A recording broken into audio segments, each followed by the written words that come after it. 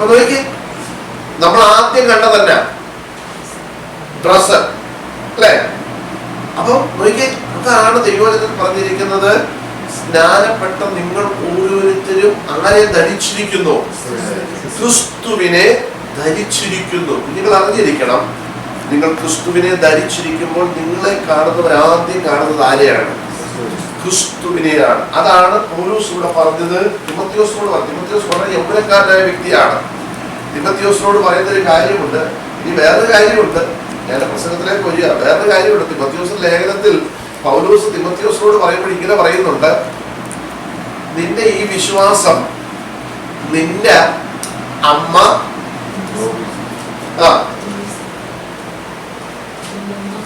തിമോത്തിയോസിന്റെ അമ്മ ആരാ?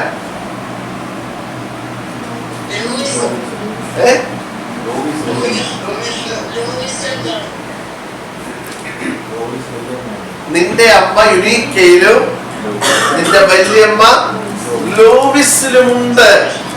കണ്ടോ? ഓരോ തിമോത്തിയോസിനോട് പറയുക, നിന്റെ ഈ വിശ്വാസം നിനക്ക് മാത്രമല്ല, നിനക്ക് ഇത് എവിടുന്നാ കിട്ടിയത്? നിന്റെ അമ്മ അല്ലയുടെ ബാക്കി എടുത്തോ?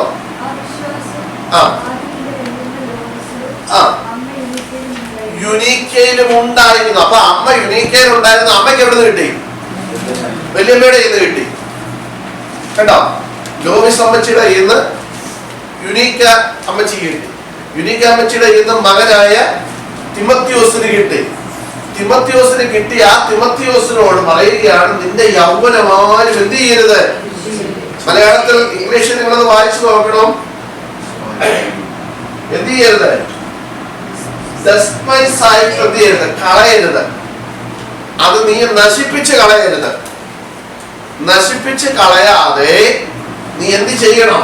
ഇവിടെ പറഞ്ഞിരിക്കുന്നത്, നീ എല്ലാവർക്കും ഒരു എക്സാമ്പിളായിട്ട്, ഒരു മാതൃകയായിട്ട്, ഒരു മോഡലായിട്ട്. കുഞ്ഞുങ്ങളെ ഞാൻ പറയട്ടെ, നിങ്ങൾ താമസിക്കുന്നിടത്തൊന്നും അല്ല, നിങ്ങൾ പഠിക്കുന്നിടത്തോ നിങ്ങൾ ജോലി ചെയ്യുന്നിടത്തോ നിങ്ങൾക്ക് ചിലപ്പോൾ സുവിശേഷം പറയാൻ പറ്റത്തില്ലായിരിക്കാം.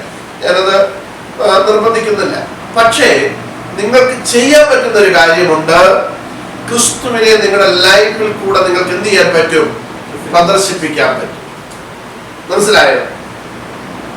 ക്രിസ്തുവിനെ നിങ്ങൾ ജോലി ചെയ്യുന്നിടത്ത് നിങ്ങൾ മറ്റുള്ളവർ പറയുന്നതെല്ലാം കേട്ട് അവർക്ക് ഒത്തിരുന്ന് എന്ത് ചെയ്യരുത്?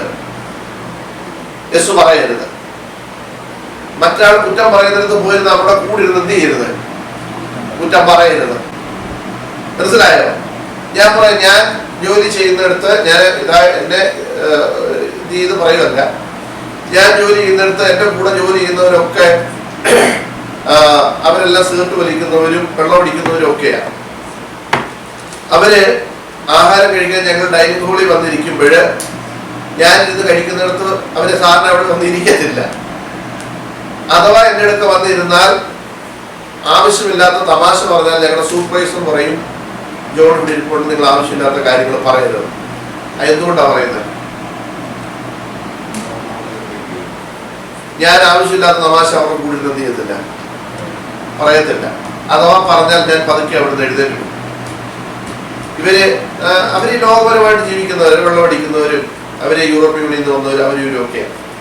അവർ അസന്മാർഗമായിട്ട് ജീവിക്കുന്നവരാ. പക്ഷേ അവര് പറയുന്ന എല്ലാം ഞാൻ കേട്ടോണ്ട് എന്ത് ചെയ്യത്തില്ല, ഞാൻ അവിടെ എന്ത് ചെയ്യത്തില്ല, ഇരിക്കത്തില്ല. ഞാൻ അവിടുന്ന് പതുക്കെ എന്ത് ചെയ്യും, എഴുതേറ്റു. അതുകൊണ്ട് അവർക്കറിയാൻ ഞാനിത് എന്ത് ചെയ്യത്തില്ല, എനിക്കിത് ഇഷ്ടമല്ല. അപ്പൊ ഞങ്ങളുടെ സൂപ്പർവൈസർ പറയും സ്റ്റോപ്പ് എന്ന് പറയും.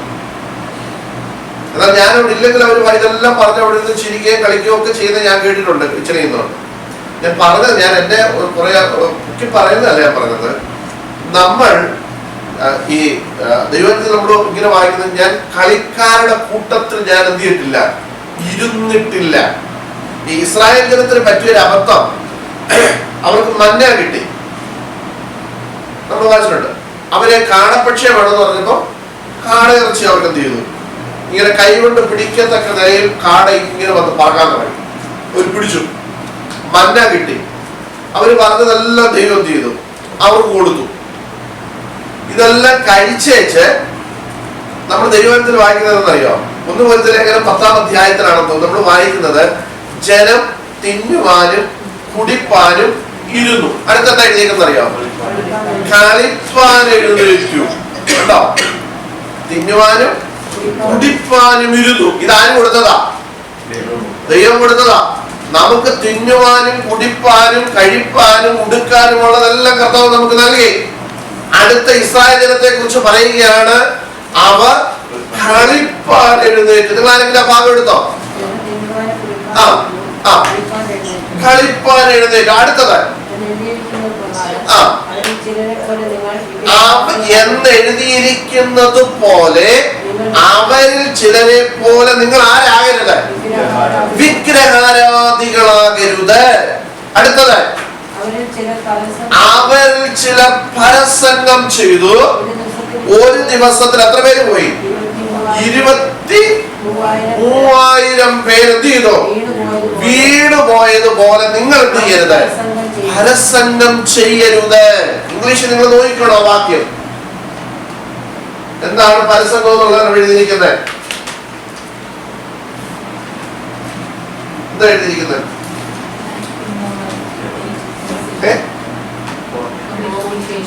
ഫോർണിക്കേഷൻ, അതുപോലെ തന്നെ ദുർനടപ്പ് അല്ലെ, ഇമ്മോറാലിറ്റി. ശ്രദ്ധിക്കണം, ആദ്യം ഇവരെന്താ ചെയ്തെന്ന് എഴുതിയിരുന്നത്? തിന്നുവാനും കുടിപ്പാനും ഇരുന്നു. ഇനി എഴുന്നേറ്റിട്ട് എന്തായിരുന്നു ചെയ്യേണ്ടത്? ദൈവത്തിന് മഹത്വം കൊടുക്കണമായിരുന്നു. പക്ഷെ ഇവരെഴുന്നേറ്റിട്ട് എന്താ ചെയ്തേ? ഒന്ന്, കളിപ്പാൻ എഴുന്നേറ്റു. 2, പരസംഗം ചെയ്തു. 3, അടുത്തത്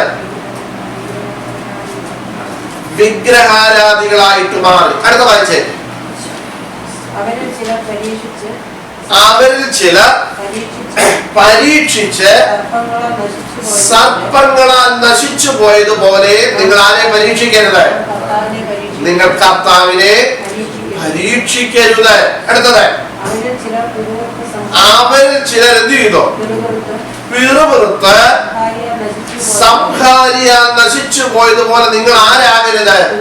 പിറുപിറുപ്പുകാരാകരുത്. അടുത്തത് കേട്ടോ, ഇനി ശ്രദ്ധിച്ചോണം. ഇത് ദൃഷ്ടാന്തമായിട്ട് അവർക്ക് സംഭവിച്ചു എന്ന് പറഞ്ഞാൽ അവരുടെ ലൈഫിൽ ഇതെല്ലാം സംഭവിച്ചു. അടുത്തത് ലോകാവസാനം വന്നെത്തിയിരിക്കുന്ന നമുക്ക് ബുദ്ധി ഉപദേശത്തിനായിട്ട് ഇത് എഴുതിയിരിക്കുന്നു. ഏതെഴുതിയിരിക്കുന്നു? ഈ മുകളിൽ പറഞ്ഞ കാര്യങ്ങള് നിങ്ങൾ ശ്രദ്ധിക്കണം. അവരുടെ കൂടെ ഒന്നാമത്തെ വാക്യം നമ്മൾ വായിക്കുന്ന സഹോദരന്മാരെ, നമ്മുടെ പിതാക്കന്മാരെല്ലാവരും മേഘത്തിൻ കീഴിൽ, ഞാനിവിടെ പഠിപ്പിച്ചിട്ടുള്ളതാണ്, മേഘത്തിൻ കീഴിലായിരുന്നു. എല്ലാവരും സമുദ്രത്തിലൂടെ കടന്ന് മേഘത്തിലും സമുദ്രത്തിലും സ്നാനമേറ്റ് ആരോട് ചേർന്നു? മോശയോട് ചേർന്നു. ശ്രദ്ധിക്കണം, ഈ കളിച്ച പുള്ളികളും പുറവൃത്ത പുള്ളികളും പരസംഗം ചെയ്ത പുള്ളികളും വിഗ്രഹാരാധനയ്ക്ക് പോയ പുള്ളികളും എന്താ കഴിച്ചെന്നാ എഴുതിയിരിക്കുന്നത്? ആത്മീയാഹാരം കഴിച്ചവരാ. ശ്രദ്ധിച്ചോണം. അവസാനം നമ്മൾ വായിച്ച് നിർത്തിയ വാക്യം നിങ്ങൾ ശ്രദ്ധിച്ചോണം. ലോകാവസാനത്തിൽ വന്നെത്തിയിരിക്കുന്ന നമുക്ക്, അങ്ങനെ എഴുതിയിരിക്കുന്നത്, ബുദ്ധി ഉപദേശത്തിനായിട്ട് എന്ത് ചെയ്തിരിക്കുക? എഴുതി വെച്ചിരിക്കുക. ആത്മീയ ആകാരം. അവരെല്ലാവരും സ്നാനപ്പെട്ടവരായിരുന്നു. ആരോട് ചേർന്നു? മോശയോട് ചേർന്നു. അവരെ നയിച്ച് കനാൻ ദേശത്തേക്ക് കൊണ്ടുപോകുവാൻ അവരെ ഏൽപ്പിച്ച, അല്ലെങ്കിൽ അവർക്ക് നായകനായിട്ട് നിർത്തിയ മോശയോട് ചേർന്നു.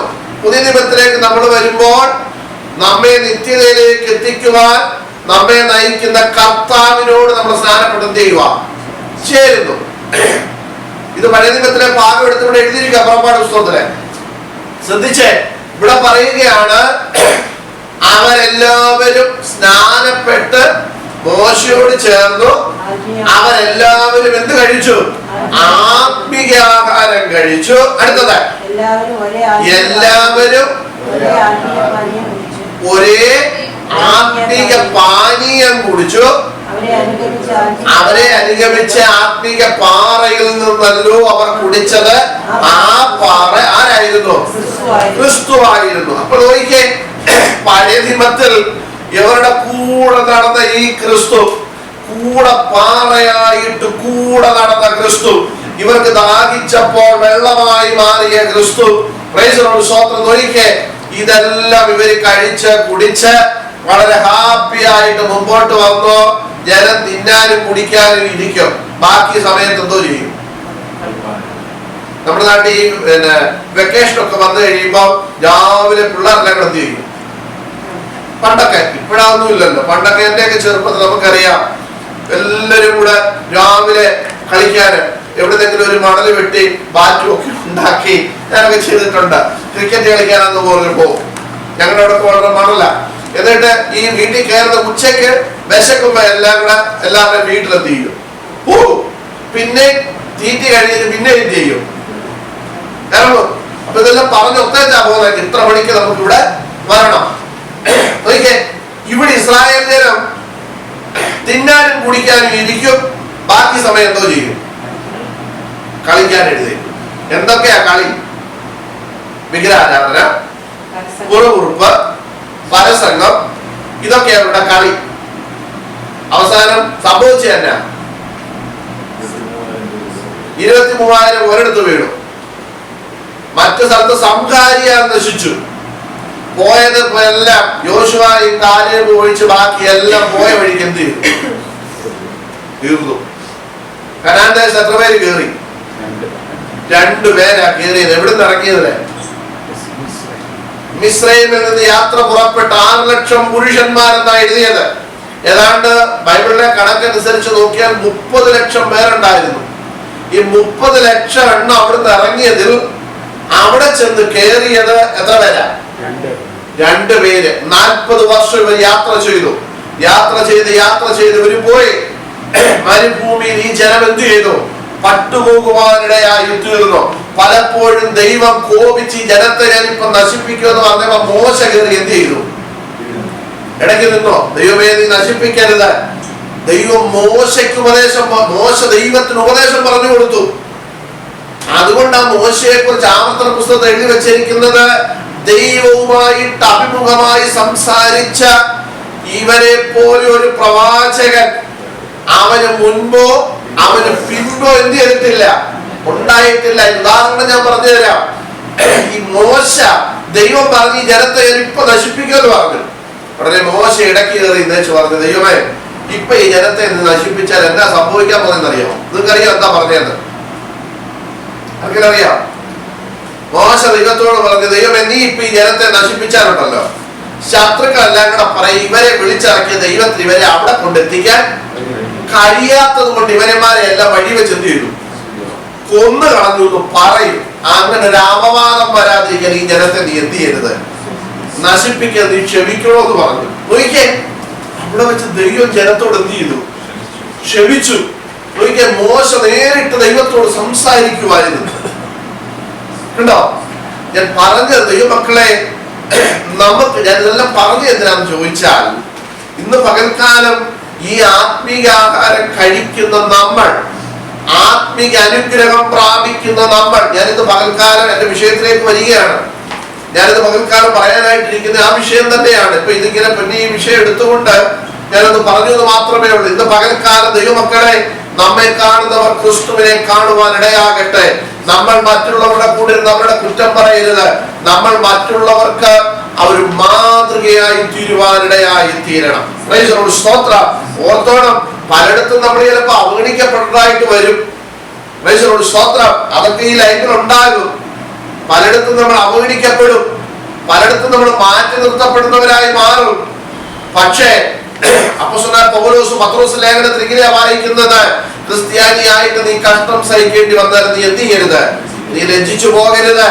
ഈ നാമം ധരിച്ച് നീ ക്രിസ്തുവിനെ എന്ത് ചെയ്തോണം? മഹത്വപ്പെടുത്തിക്കോണം. സ്തോത്രം.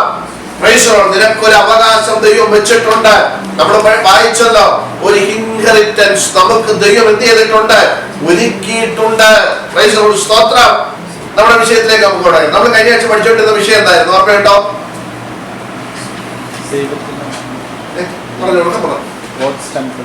ദൈവത്തിന്റെ മന്ദിരം. വേറെ എന്തായിരുന്നു പഠിച്ചേ? അത് നമ്മൾ തുടങ്ങിയത്. നമ്മൾ നിർത്തിയതിലായിരുന്നു. ആർക്കും ഓർമ്മയുണ്ടോ? നമ്മൾ ആ മുഖം ക്രിസ്തു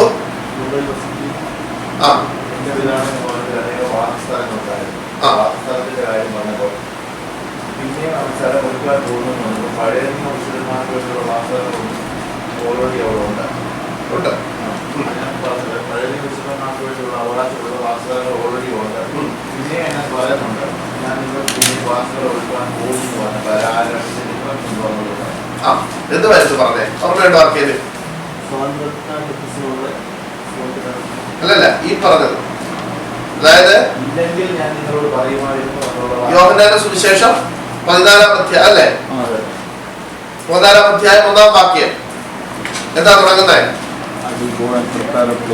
നിങ്ങളുടെ ഹൃദയം എന്ത് ചെയ്യരുത്? കലങ്ങി പോകരുത്. ദൈവത്തിൽ വിശ്വസിപ്പീൻ, എന്നിലും വിശ്വസിപ്പീൻ. എന്റെ പിതാവിന്റെ ഭവനത്തിൽ അനേക വാസസ്ഥലങ്ങൾ ഉണ്ട്. ഇല്ലെങ്കിൽ ഞാൻ നിങ്ങളോട് പറയുമായിരുന്നു, ഞാൻ നിങ്ങൾക്ക് സ്ഥലം ഒരുക്കുവാൻ പോകുന്നു. ഞാൻ പോയി നിങ്ങൾക്ക് സ്ഥലമൊരുക്കിയാൽ ഞാൻ ഇരിക്കുന്ന ഇടത്ത് നിങ്ങളും ഇരിക്കേണ്ടതിന് പിന്നെയും വന്ന് നിങ്ങളെ എന്റെ അടുക്കൽ ചേർത്തുകൊള്ളും. ഈ എന്റെ പിതാവിന്റെ ഭവനത്തിൽ ഇംഗ്ലീഷില് ഇതുണ്ടോ? Father's house are many mansions എന്ന് പറഞ്ഞ എന്നാ? മാൻഷൻ എന്തുവാ? എന്താ പറയാ കുട്ടൂസ്? അപ്പോ മാൻഷൻ എന്ന് പറഞ്ഞ അറിയാം? കൊട്ടാരം. ഇവിടുത്തെ ഈ കാസിൽ അല്ലെ? പാലസ്. ഈ കാസിൽ എന്തുകൊണ്ട്?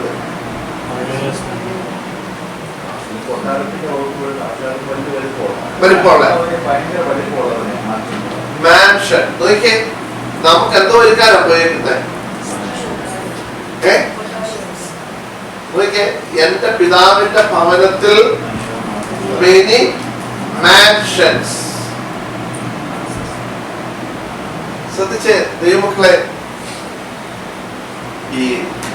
ഞാന് ഈ കഴിഞ്ഞ ദിവസം ഇങ്ങനെ വചനം ധ്യാനിച്ചുകൊണ്ടിരുന്ന സമയത്ത് എനിക്ക് തോന്നി, നമുക്ക് ഈ അവിടെ മാൻഷൻ ഉണ്ടെന്നൊന്നും പറഞ്ഞാൽ നമുക്ക് വലിയ സന്തോഷമുണ്ടോ? എന്താ ജിസ്റ്റർ? ഇവിടെ മാൻഷൻ നമുക്ക് വേണ്ടി ഒരുക്കിയിട്ടുണ്ട് എന്ന് പറയുന്നത് നമുക്കിവിടെ വലിയ സന്തോഷമൊന്നുമില്ല. പക്ഷേ നമുക്ക് സന്തോഷം വരും എപ്പോഴാണെന്നറിയോ? ഇവിടെ നിങ്ങൾക്ക് ഒരു മാൻഷൻ കർത്താവ് എന്ത് ചെയ്യാൻ പോവാ? ഒരുക്കാൻ പോവാന്ന് പറയുമ്പോഴത്തേക്ക് നമ്മൾ എന്ത് ചെയ്യും? തുള്ളിച്ചാടും. അല്ലെ മനസ്സിലായി? നമ്മൾ തുള്ളിച്ചാടും. ഈ ഇവിടുത്തെ മാൻഷൻ എത്ര വർഷത്തേക്കാ?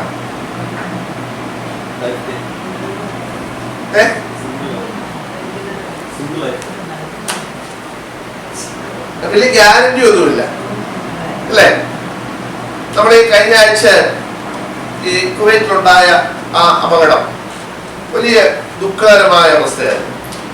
അതിനകത്തൊക്കെ മരിച്ചവരൊന്നും വലിയ പ്രായമുള്ളവരൊന്നുമല്ല. ആണോ? എനിക്കൊന്ന് 50 വയസ്സിന് മേളിലോട്ടുള്ളവർ വളരെ ഒരാളെ ഉള്ളായിരുന്നു. ബാക്കിയെല്ലാം എത്ര ആയിരുന്നു? 30 ആ റേഞ്ചിലുള്ളവരായിരുന്നു. അപ്പൊ ഇവിടെ നമുക്ക് മാൻഷൻ കിട്ടുമെന്ന് പറയുമ്പോഴത്തേക്ക് തുള്ളുമ്പോ ഓർത്തോളം ഈ മാൻഷനിൽ എത്ര നാൾ ജീവിക്കും? ഏറെയായ 80. പിന്നെ കർത്താവ് കുറച്ച് പിന്നെ എന്തുവാ ബോണസ് ആയിട്ടോ അലവൻസ് ആയിട്ടോ ഒക്കെ തരുന്നത് പപ്പായിക്കൊക്കെ കൊടുത്ത് 3 വയസ്സൂടെ കൂടുതൽ കൊടുത്തിരിക്കുക. അലവൻസ് ആയിട്ട് കൊടുത്തിരിക്കുക. അത്രേ ഉള്ളൂ. അത് അങ്ങേയറ്റം പോയി കഴിഞ്ഞാൽ 100 വരെ അങ്ങ് ജീവിക്കുന്നു കൂട്ടി. അത്രയൊന്നും പോവുകയല്ല. അത് ചുരുക്കം ചെല്ലേ ഉള്ളൂ. അപ്പൊ നമുക്ക് ഇവിടെ മാൻഷൻ കിട്ടുമെന്ന് പറയുമ്പോഴത്തേക്ക് നമ്മൾ ഇവിടെ, ഞാൻ കണ്ടിട്ടുണ്ട്, ഇവിടെ നിങ്ങൾക്ക് ദൈവം, ഞാനത് പറഞ്ഞില്ല, ഒരാൾ പോക്കറ്റ് കൈട്ടച്ച് വീടില്ലാത്തവരല്ല കൈ ഉയർന്നു, ഇവിടെ പോക്കറ്റിൽ ഇങ്ങനെ എടുത്ത് വീശുന്ന എല്ലാവർക്കും വീട്. ഇതൊക്കെ പറഞ്ഞപ്പോഴത്തേക്ക് ജനഭ്രാന്ത് പിടിച്ച പോലെ കിടന്ന് തുള്ളുവോ. പക്ഷെ ഞാൻ പറയട്ടെ ദൈവമക്കളെ, ഇവിടെ കർത്താവ് പറഞ്ഞത് ഇവിടെ മാൻഷൻ ഒരുക്കുന്ന കാര്യത്തെ കുറിച്ചല്ല. ഈ ഞാൻ കഴിഞ്ഞ ദിവസം മത്തായി സുവിശേഷം വായിച്ചുകൊണ്ടിരുന്നപ്പോഴേ അവിടെ ഇങ്ങനെ എഴുതി, കർത്താവിനെ അനുഗമിക്കാനായിട്ട് ഒരാൾ വന്നപ്പോൾ കർത്താവ് പറഞ്ഞു, ഈ പറവകൾക്ക് ആകാശമുണ്ട്, പിന്നെ മൃഗങ്ങൾക്ക് കാടുണ്ട്, പക്ഷികൾക്ക് ആകാശവും ഈ ഇതെല്ലാം ഉണ്ട്. പക്ഷെ നീ എന്റെ പുറകെ വരുമ്പോൾ ഒരു കാര്യം ഓർത്തോണം, മനുഷ്യപുത്രന് തല ചായ്പാൻ സ്ഥലമില്ല. നീ അത് ഓർത്തോണ്ട് വേണം എന്റെ പുറകെ വരാൻ. കർത്താവിനെ അനുഗമിക്കാൻ വന്ന പുള്ളിയോടാ പറഞ്ഞത്. നമ്മൾ ഇന്നൊരാളുടെ ചർച്ചയിൽ കൊണ്ടിരുന്ന എങ്ങനെയാ? ഒരാളുടെ രക്ഷിക്കപ്പെടാനായിട്ട് നമ്മൾ ആ പുള്ളിയെ കൊണ്ടിരുന്ന എങ്ങനെയാ? ഞങ്ങളുടെ ചർച്ചയിൽ വന്നാൽ നിന്റെ സകല പ്രശ്നത്തിനും ഇന്നെന്താ പരിഹാരമാ എന്ന് പറഞ്ഞാൽ ഇവനെ എന്ത് ചെയ്യുന്നത്? എങ്ങനെയെങ്കിലും ഇവരിവിടെ വന്നൊന്ന് ഇരിക്കേണ്ടെന്ന് വിചാരിച്ചു. കാരണം എണ്ണുമ്പോൾ ഒരു 10 തല കാണണമല്ലോ, അതിന് കൊണ്ടുപിടി ഇരുത്തുന്നത്. കർത്താവിന്റെ പുറകെ വന്നവരോടൊന്നും കർത്താവ് പറഞ്ഞില്ല. ദൈവമക്കളെ ഓർത്തോളം, കർത്താവ് പറയാത്തതൊന്നും കേറി നമ്മൾ എന്ത് ചെയ്യരുത്, പറയരുത്. ഞാൻ വിഷയത്തിലേക്ക് വരികയാണ്. ദൈവം നമ്മള് വായിച്ച ഭാഗത്ത് ഇങ്ങനെ, നമ്മൾ കഴിഞ്ഞ ആഴ്ച പഠിച്ച ചില വിഷയത്തിനകത്ത് ഇങ്ങനെ എഴുതിയിട്ടുണ്ട് ഒരു വാക്യം. എന്റെ ഓർമ്മ ശരിയാണ്, എഫേസ്യ ലേഖനത്തിലാണെന്ന് തോന്നുന്നു. ദൈവത്തിന്റെ പരിശുദ്ധാത്മാവിനെ ദുഃഖിപ്പിക്കരുത്, അവനാലല്ലോ നിങ്ങൾക്ക് വീണ്ടെടുപ്പ് നാളിലേക്ക് മുദ്രയിട്ടിരിക്കുന്നത്. ആ വിഷയത്തിലേക്ക് ഞാൻ വരാൻ പോവാ. അപ്പൊ ദൈവത്തിന്റെ പരിശുദ്ധാത്മാവിനെ ദുഃഖിപ്പിക്കുക എന്ന് പറഞ്ഞാൽ, ഞാൻ ഒരു ഉദാഹരണം നിങ്ങളോട് പറയാം. നിങ്ങൾ ഒരാള് പറയാത്ത ഒരു കാര്യം നിങ്ങൾ എന്നോട് പറഞ്ഞു എന്ന് ഇവിടെ വന്നു എന്ന് പറഞ്ഞാൽ നിങ്ങൾക്ക് എന്ത് തോന്നും? എന്ത് തോന്നുന്നു ചോദിച്ചാൽ? ഉദാഹരണം, റോയിച്ചാന്റെ, ഞാൻ ഇവിടെ വന്നിട്ട് പറയാം, റോയിച്ചാൻ എന്നോട് ഇന്ന കാര്യം പറഞ്ഞു, പക്ഷെ റോയിച്ചാൻ സ്വപ്നത്തിൽ പോലും ചിന്തിച്ച കാര്യമല്ല. ഞാനിവിടെ എന്ന് പറഞ്ഞാൽ റോയിച്ചാൻ എന്തുണ്ടാവും? ദുഃഖം ഉണ്ടാവും, അല്ലേ? ഇതുപോലെ പരിശുദ്ധാത്മാവ് പറയാത്ത കാര്യം, കർത്താവ് പറയാത്ത കാര്യം ഇവിടെ വന്നു എന്ന് പറഞ്ഞാൽ ആർക്ക് ദുഃഖം ഉണ്ടാവും? പരിശുദ്ധാത്മാവിന് ദുഃഖം ഉണ്ടാവും. അതാ പരിശുദ്ധാത്മാവിനെ നിങ്ങൾ എന്ത് ചെയ്യരുത്, ദുഃഖിപ്പിക്കുന്നത്. അതെന്താ കാരണം അവിടെ തന്നെ എഴുതി വെച്ചിട്ടുണ്ട്, അതിലേക്ക് നമുക്ക് വരാം. ശ്രദ്ധിക്കുക, ഇവിടെ പറഞ്ഞിരിക്കുന്നത് എന്റെ പിതാവിന്റെ ഭവനത്തിൽ അനേക വാസസ്ഥലങ്ങൾ ഉണ്ട്. ഉണ്ടാകുമെന്നല്ല, ഉണ്ട്. ഇംഗ്ലീഷിലാണ് എഴുതിയിരിക്കുന്നത്. വാസസ്ഥലങ്ങൾ ഉണ്ട്. ഇല്ലെങ്കിൽ ഞാൻ നിങ്ങളോട് പറയുമായിരുന്നു. ഇല്ലെങ്കിൽ ഞാൻ നിങ്ങളോട് പറയുമായിരുന്നു അവിടെ വാസസ്ഥലമൊന്നും ഇല്ല. ഇനി അടുത്ത് ശ്രദ്ധിച്ചേ, ഞാൻ നിങ്ങൾക്ക് സ്ഥലം, ഇതാ നമ്മൾ പഠിച്ചത്, ഞാൻ നിങ്ങൾക്ക് സ്ഥലം ഒരുക്കുവാൻ. ഒരു മനസ്സിലാവുന്നുണ്ടല്ലോ, വെക്കി ഒക്കെ ആണല്ലോ. ഞാൻ നിങ്ങൾക്ക് സ്ഥലം ഒരുക്കുവാൻ പോകുന്നു. ശ്രദ്ധിച്ചേ, അടുത്ത കേട്ടോ, ഞാൻ പോയി സ്ഥലം ഒരുക്കിയാൽ ഞാൻ ഇരിക്കുന്ന ഇടത്ത് നിങ്ങളും ഇരിക്കേണ്ടതിന് പിന്നെയും അത് നിങ്ങളെ എന്റെ അടുക്കൽ ചേർത്തുകൊള്ളും. ദൈവമക്കളെ, ഈ വാക്യമൊക്കെ കേൾക്കുമ്പോൾ നമ്മുടെ ഹൃദയം എന്ത് ചെയ്യണം? സന്തോഷിക്കണം. നമുക്കിതൊന്നും നമ്മൾ ഇന്ന് പെന്തിക്കോസ്തിന്റെ അനുഭവത്തിലേക്ക് വന്ന നാൾ തൊട്ട് കേൾക്കുന്നത് എന്തുവാണെന്നറിയോ? എന്തുവാ കേൾക്കുന്നത്? ഇന്ന് കൺവെൻഷൻ പ്രസംഗം മൊത്തം നമ്മള് കേൾക്കുന്നത് തന്നെ ഇന്ന് രാത്രി വിടുതൽ, ഇന്ന് രാത്രി. ഈ പുള്ളി നാളെ രാത്രി പ്രസംഗിച്ചാലും പറയും ഇന്ന് രാത്രി എന്താ വിടുതല, വിടുതൽ വിടുതൽ വിടുതൽ പറഞ്ഞ് പറഞ്ഞ് പറഞ്ഞ് നമ്മൾ ഇന്ന് വിടുതൽ കേട്ടില്ലെങ്കിൽ നമുക്ക് എന്ത് വരുത്തില്ല, ഉറക്കം വരത്തില്ല. കർത്താവ് വിടുതലിനെ കുറിച്ചല്ല പറഞ്ഞത്. ഞാൻ പറഞ്ഞില്ല, രണ്ട് ഉദാഹരണം ഞാൻ നിങ്ങളോട് പറയാം. ഒന്ന്, കർത്താവിന്റെ പുറകെ ഒരാൾ വന്നുകൊണ്ട് പറഞ്ഞു, എന്റെ പൊന്നു കുഞ്ഞെ, എന്റെ പുറകെ വരുന്നതിന് സന്തോഷമേ ഉള്ളൂ, പക്ഷെ എനിക്ക് പോലും തല ചായ്പാൻ എന്തില്ല, സ്ഥലമില്ല. പിന്നെ നിന്റെ കാര്യം, ഞാൻ വന്നത് നിനക്ക് സ്ഥലമൊരുക്കാൻ, ഇവിടെ സ്ഥലമൊരുക്കാനല്ല വന്നത്, നിനക്ക് ഞാൻ അവിടെ എന്ത് ചെയ്യും, സ്ഥലമൊരുക്കി തരും. ഇനി രണ്ട്, ഞാൻ ഇവിടെ പല പ്രാവശ്യം പറഞ്ഞിട്ടുള്ള ശിഷ്യന്മാരെല്ലാം കൂടെ യേശുവിന്റെ അടുത്ത് വന്നിട്ട് പറഞ്ഞു, നിന്റെ ഈ പറച്ചിലൊക്കെ ഭയങ്കര കഠിന ഉപദേശമാണ് ഈ പറയുന്നത്.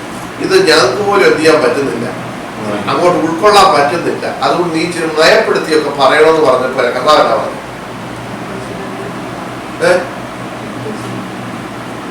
എവിടെ എനിക്ക് തെറ്റുപറ്റി നിങ്ങൾ പറയണം, നിങ്ങളല്ലാതെ ആരാ എന്നോട് ഇതൊക്കെ പറഞ്ഞു തരുന്നത് എന്നാണ് കർത്താവ് പറഞ്ഞത്. കർത്താവ് അങ്ങനല്ല പറഞ്ഞത്. കർത്താവ് പറഞ്ഞു നിങ്ങൾക്കും വേണമെങ്കിൽ എന്ത് ചെയ്യാം, പോകാം.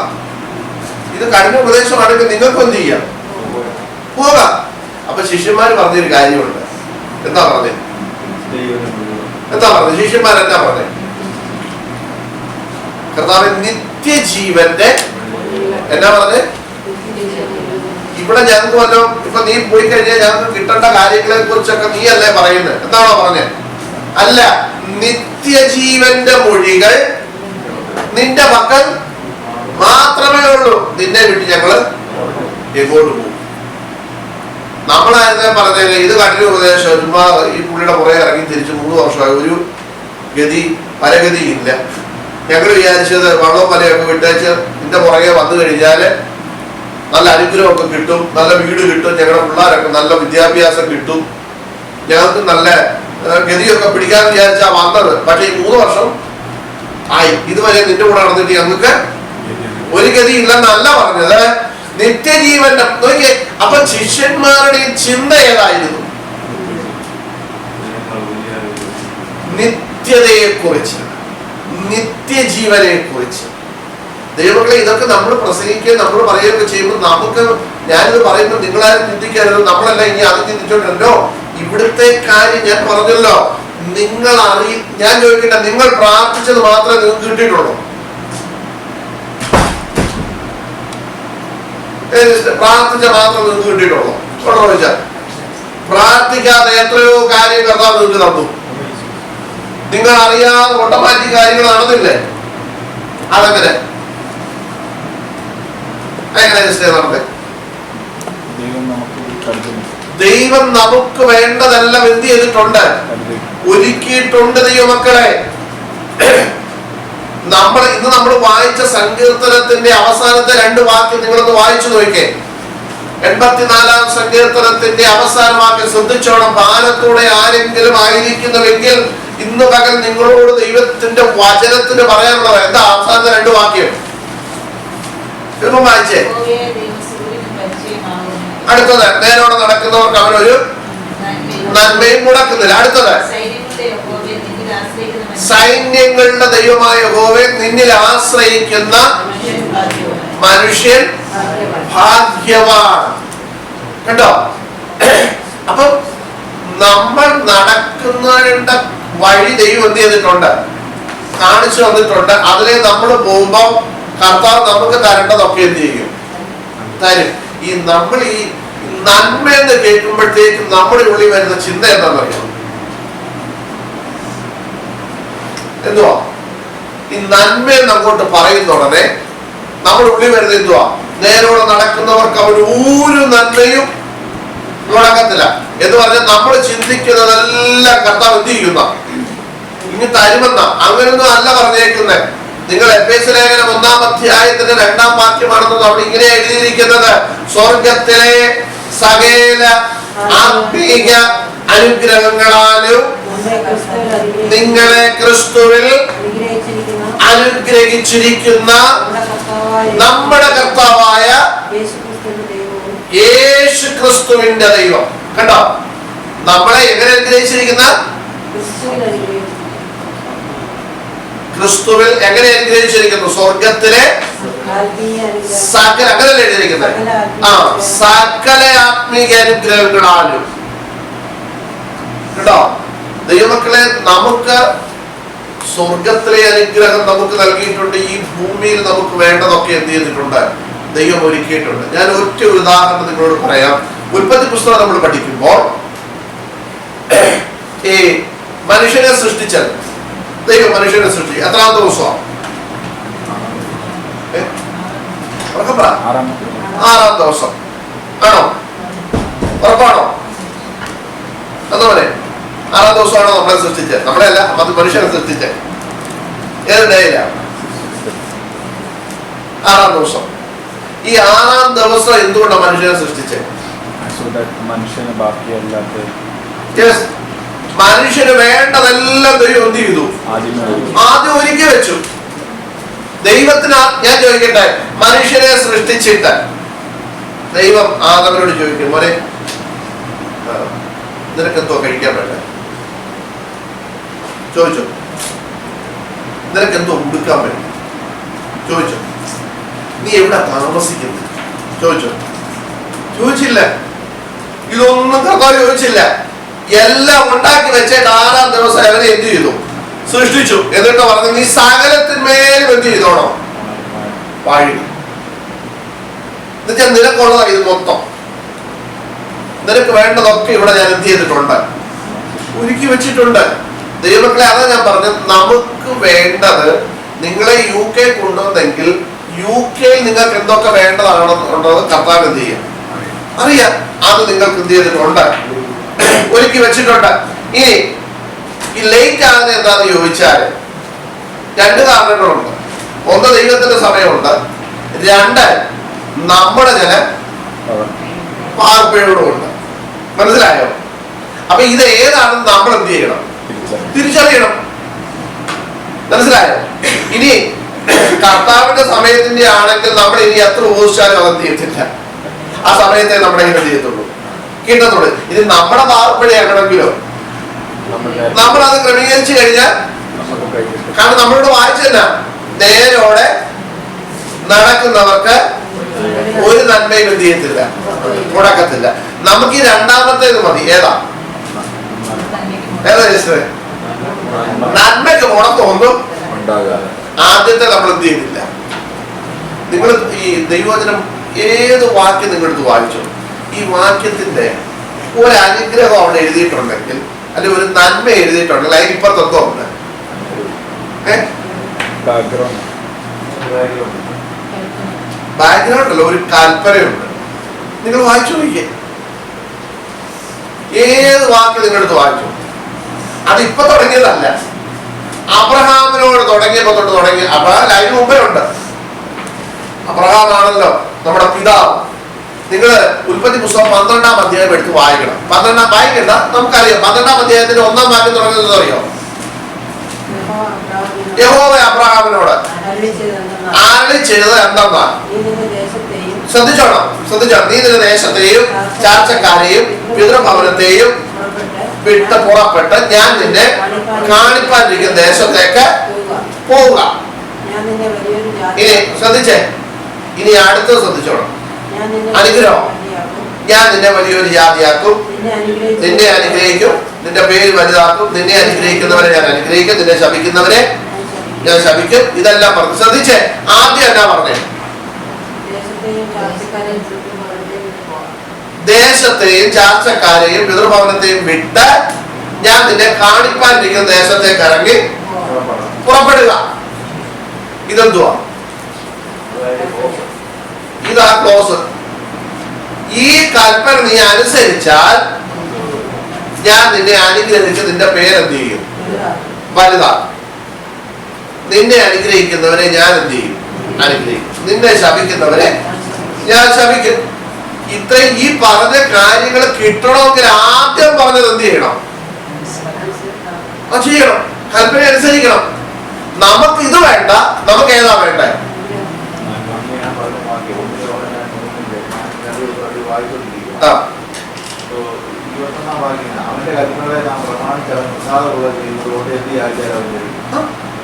അപ്പൊ നമുക്ക് യാചനയുണ്ട്, പക്ഷെ ആദ്യം പറഞ്ഞത് ഇല്ല. ഏതാ? അവന്റെ കൽപ്പന. കാരണം നമുക്ക് മത്തായി സുവിശേഷത്തിൽ ഒരു വാക്യം എഴുതിയിട്ടുണ്ട്, അന്വേഷിപ്പീൻ, മുട്ടുവീൻ, തുറക്കും, യാചിപ്പീൻ, എന്നാൽ നിങ്ങൾക്ക് കിട്ടും. ഈ വാക്യം വെച്ച നമ്മൾ എന്ത് ചെയ്തുകൊണ്ടിരിക്കുക? മുട്ടിക്കൊണ്ടിരിക്കുക. മുട്ടൽ നടക്കുന്നതല്ല, അത് വാതിൽ ഇതുവരെ എന്ത് ചെയ്തിട്ടില്ല, തുറന്നിട്ടില്ല. നോക്കിയേ, ഈ ദൈവത്തെ നിങ്ങൾ പുസ്തകം, ഈ ദൈവവചനത്തിലെല്ലാം നിങ്ങൾ വായിച്ചു നോക്കുക ദൈവമക്കളെ. ദൈവത്തിന്റെ അനുഗ്രഹം, ദൈവം എന്തെങ്കിലും ഒരു നന്മ തരാമെന്ന് പറഞ്ഞിട്ടുണ്ടെങ്കിൽ അതിന്റെ കൂടെ എന്തോ കൂടെ ഉണ്ട്. കൽപ്പനയുണ്ട്, ഞാൻ ചിലപ്പോൾ ഞങ്ങളിവിടെ ഫുഡ് കൊണ്ട് വെക്കുന്ന ഉടനെ അതിന്റെ കൂട്ടത്തിൽ ഞങ്ങൾ 2 സാധനം കൂടെ കൊണ്ടുവയ്ക്കും. എന്തോന്നുണ്ടോ, മെയിനായിട്ട് 2 സാധനം കൊണ്ടുവയ്ക്കും. വേറെ ഒത്തിരി ഉണ്ട്. ഉപ്പും കുരുമുളക് പൊടി കുഞ്ഞ് പൗച്ചിനകത്ത്, റോജനൊക്കെ അറിയാമല്ലോ, കുഞ്ഞ് പൗച്ചിനകത്ത് കൊണ്ട് അതൊരു പാത്രത്തിൽ കൊണ്ട് ആദ്യം അവിടെ ചെയ്യും, മേശപ്പുറത്ത് കൊണ്ടുപോയി. അത് കഴിഞ്ഞേ ഉള്ളൂ കച്ചപ്പ് കൊണ്ടുവയ്ക്കുന്നതും പിന്നെ മറ്റേ മയനീസ് സ്വാദും ഇതും എല്ലാം കൊണ്ട് വെക്കുന്ന പിന്നെ ഉള്ളൂ. ഇതാദ്യം കൊണ്ട് അങ്ങോട്ട് വെക്കും. ഇവർ ഇതങ്ങോട്ട് എടുത്തേച്ച് ഇങ്ങനെ കുടഞ്ഞു എന്നിട്ട് അത്തിന്നുണ്ട്. ഇതുപോലെ ഈ അനുഗ്രഹം തരാമെന്ന് പറഞ്ഞതിന്റെ കൂടെ ഈ സാധനവും കൂടെ എന്ത് ചെയ്തിട്ടുണ്ട് കർത്താവ് ഒട്ടിച്ചു വെച്ചേക്കുവാ. ഇത് ഇളക്കിയാ പോയി, മനസ്സിലായോ? ഇത് ഇളക്കി പോയാൽ പോയി. അപ്പൊ നോക്കണം, ഇവിടെ നമ്മൾ വായിച്ചത് എന്റെ പിതാവിന്റെ ഭവനത്തിൽ അനേകം വാസസ്ഥലങ്ങളുണ്ടായിരുന്നു, ഇല്ലെങ്കിൽ ഞാൻ നിങ്ങളോട് പറയുമായിരുന്നു. അടുത്തത്, ഞാൻ സ്ഥലമൊരുക്കുവാൻ പോകുന്നു, ഞാൻ പോയി സ്ഥലം ഒരുക്കിയതിന് ശേഷം ഞാൻ ഇരിക്കുന്ന ഇടത്ത് നിങ്ങളെയും ഇരുത്തേണ്ടതിന് പിന്നെയും വന്ന് ഞാൻ എന്ത് ചെയ്യും, നിങ്ങളെ എന്റെ അടുത്ത്. അപ്പൊ നോക്കിക്കേ ഉൽപ്പത്തി പുസ്തകത്തിൽ പറഞ്ഞ പോലെ തന്നെ കർത്താവ് പറയുക, ഞാൻ പോയി ആദ്യം നിങ്ങൾക്ക് എന്ത് ചെയ്യും, സ്ഥലം ഒരുക്കും. സ്ഥലം ഒരുക്കിയിട്ട് ഞാൻ എന്ത് ചെയ്യും, മടങ്ങി വരും. ഇവിടെ നമ്മളൊക്കെ ആദ്യം നമ്മുടെ ഭാര്യമാരൊക്കെ വന്ന് എന്ത് ചെയ്തു, വിസ ഒക്കെ അടിച്ച് ജോലിയൊക്കെ ചെയ്തേച്ച് നേരെ പ്രിൻസ് നോക്കുന്നു. പ്രിൻസിപ്പൽ ഇവിടെ വന്ന് ചെയ്തതുപോലെ ഇനി നാട്ടിൽ ചെന്ന് ഫാമിലി എന്ത് ചെയ്യും, കൊണ്ടുവരുന്നത് പോലെ കർത്താവ് എന്ത് ചെയ്യും, മടങ്ങി വരും തന്റെ മണവാട്ടിയായ സഭയെ ചേർക്കാൻ. അപ്പൊ ആദ്യം പോവാ, എന്തിനു വേണ്ടിയാ, സ്ഥലമൊരുക്കാനായിട്ട്. അപ്പൊ ഇപ്പൊ എന്ത് ചെയ്തുകൊണ്ടിരിക്കുക, സ്ഥലം ഒരുങ്ങിക്കൊണ്ടിരിക്കുക. മാനസാന്തരപ്പെട്ട് ദൈവകൃപയിൽ നിൽക്കുന്ന ഓരോ വ്യക്തികൾക്ക് വേണ്ടിയും അവിടെ മാൻഷൻസ് ഒരുക്കിക്കൊണ്ടിരിക്കുക. ദൈവമക്കളെ, ഇവിടെ ചെറിയ വീട്ടിലാ താമസിക്കുന്നത് ഓർത്ത് ഭാരപ്പെടണ്ട. അത് 80 വർഷത്തെ കോടതിയുണ്ട്, മനസ്സിലായോ? 80 വർഷത്തെ ലീസിനെടുത്തിരിക്കുക, മനസ്സിലായോ? 80 വർഷത്തെ ലീസാ. 80 വർഷം കഴിഞ്ഞാൽ നമ്മൾ എന്ത് ചെയ്യും? ചിലരെ 40 വർഷത്തെ ലീസിനെ വിട്ടേക്കുന്നു, ചിലരെ 30 വർഷത്തെ, ചിലരെ 20 വർഷത്തെ ലീസിന് ഇവിടോട്ട് വിട്ടിരിക്കുക. ഇത് 20 വർഷം കഴിയുമ്പോൾ നമ്മൾ ഇവിടെ വിട്ടേച്ച് എന്ത് ചെയ്യും, ഈ ലീസ് കഴിയുമ്പോൾ നമ്മൾ ഇവിടെ വിട്ടേച്ച് എന്ത് ചെയ്യും, പോകും. മനസ്സിലായോ? എന്നാൽ നമുക്ക് വേണ്ടി ഒരു മാൻഷൻ ഒരുങ്ങുന്നുണ്ട്. ദൈവമക്കളെ, നമ്മുടെ ഹൃദയം ഈ പ്രത്യാശയാൽ നിറയാനിടയായി തീരണം. നമുക്കൊരു ഭവനം ഒരുങ്ങുന്നുണ്ട്, മനസ്സിലായോ? ആ ഭവനത്തിൽ എത്താനുള്ളത് ഇവിടെ വെച്ച് എന്ത് ചെയ്തോണം, നോരിക്കണം. ഇവിടെ ചെറിയ ഭവനത്തില് ചുരുണ്ടുകൂടി കിടന്നേച്ച് അവിടെ ഭവനം ഇല്ലാത്തവരായിട്ട് എന്ത് ചെയ്യരുത്, തീരരുത്. നമ്മുടെ വിഷയത്തിലേക്ക് നമുക്ക് മടങ്ങി വരാം. 2 കൊരിന്ത്യർ ലേഖനത്തില് നമ്മൾ വായിച്ച 2 വാക്കുകളുണ്ട്. 2 കൊരിന്ത്യർ ലേഖനമുണ്ട്, എഫേസ്യ ലേഖനമുണ്ട്. 2 കൊരിന്ത്യർ ലേഖനം ഒന്നുകൂടെ നമുക്ക് ആ ഭാഗത്തേക്ക് വരാം. 2 കൊരിന്ത്യർ ലേഖനം 1-ാം അധ്യായം 21, 22 വാക്യങ്ങൾ വായിക്കാം. നമ്മൾ വായിച്ച വാക്യം തന്നെയാണ്, നമ്മൾ വായിച്ചു.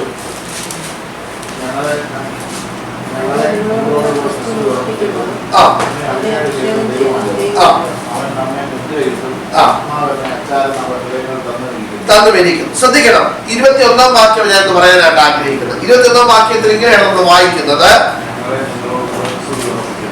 ഞങ്ങളെ നിങ്ങളോട് കൂടെ ക്രിസ്തുവിൽ ഉറപ്പിക്കുന്നതും 2 നമ്മെ അപ്പോയിന്റ് ചെയ്യുക, അഭിഷേകം ചെയ്യുക. അപ്പൊ നോക്കിയേ, എന്തിനാണ് നമ്മളെ ഈ അഭിഷേകം ചെയ്യുന്നത്? പരിശുദ്ധാത്മാവിനാൽ. അപ്പൊ ശ്രദ്ധിക്കണം, പരിശുദ്ധാത്മാവിന്റെ അഭിഷേകമുണ്ട്, മനസ്സിലായോ?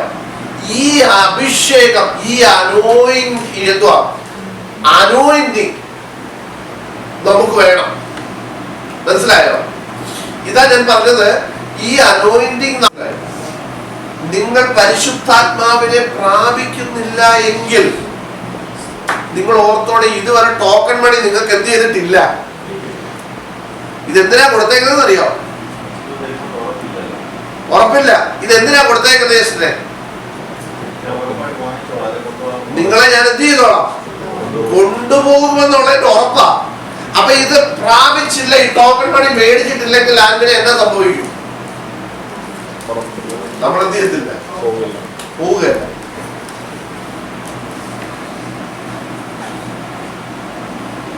അപ്പൊ ഇന്ന് പകൽക്കാലം ദൈവമക്കളെ ദൈവവചനം കേൾക്കുമ്പോൾ നിങ്ങൾ ഇന്ന് ഉറപ്പിച്ചോണം. അവരവരുടെ സീറ്റ് അവരവർ എന്ത് ചെയ്തോണം, ഉറപ്പിച്ചോണം. കഴിഞ്ഞ ദിവസം നിങ്ങൾ കണ്ടു കാണും, ബ്രിട്ടീഷ് മലയാളിക്കകത്തൊരു വാർത്ത വന്നു. ലെസ്റ്ററിൽ വെച്ച് മഹാപരിപാടി, വലിയ പരിപാടി നടക്കാൻ പോവാ. നിങ്ങളെല്ലാം സീറ്റ് എന്ത് ചെയ്തോണം, ഉറപ്പിച്ചോണം. 2000 പേര് സീറ്റ് ഉറപ്പിച്ചിട്ടുണ്ടെന്നൊക്കെ പറഞ്ഞ് ഭയങ്കര വാർത്ത. നോക്കിക്കേ, ഇതുപോലെ നിങ്ങൾക്ക് വേണ്ടി ഒരുങ്ങുന്ന മാൻഷനിൽ എത്താൻ ഇപ്പോഴേ നിങ്ങൾ സീറ്റ് ഉറപ്പിച്ചോണം.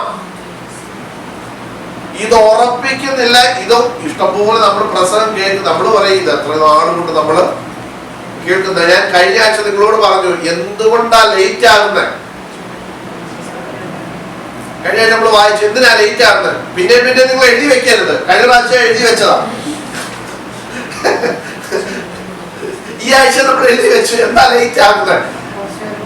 വീട്ടിൽ ചെന്ന് ഒരു പേര് പുറകോട്ട് പറഞ്ഞപ്പോൾ അവിടെ എഴുതി വെച്ചേക്കുന്നത് എന്താ ലേറ്റ് ആകുന്നത്.